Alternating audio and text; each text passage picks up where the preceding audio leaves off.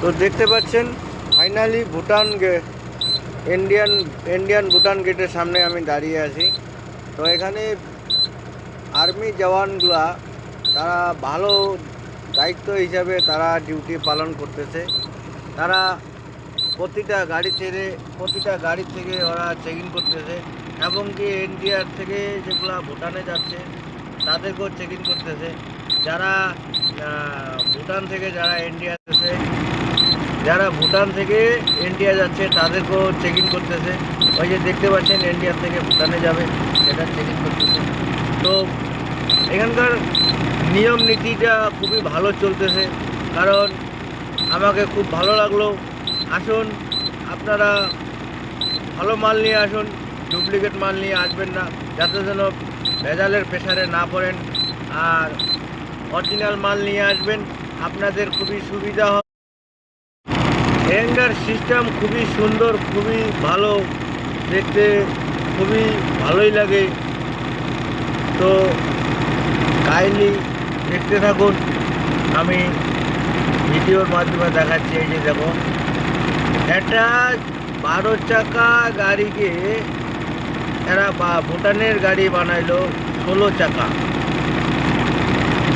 এই যে 12 চাকা গাড়িটাকে বানাইলো 14 চাকা, 16 চাকা। হ্যাঁ, ভুটানে এই জিনিসটা করে, কিন্তু আমাদের ইন্ডিয়ায় এইটা হবে না।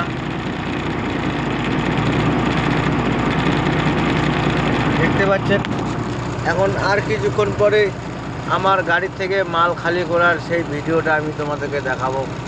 এই যে মেয়েটাকে দেখলেন চাইতে, এই মেয়েটা হালকা বয়সে বিয়ে হয়েছে, তার বাচ্চাটাকে পিঠির মধ্যে বাইন্ধে নিয়ে কাজে যাচ্ছে।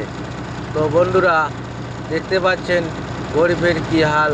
এই যে বর্ডারটা দেখতেছেন, এই গার্ড ওয়ালটা, এটা গার্ড ওয়ালের ওই পাশটা হলো ভুটান, এই পাশটা।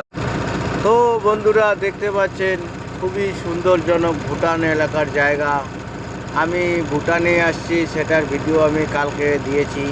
আজকে আবার নতুন করে এই যে মানুষটা, ওকে জিজ্ঞাসা করলো, স্যার কি কি দিতে হবে, কি কি দেখাতে হবে?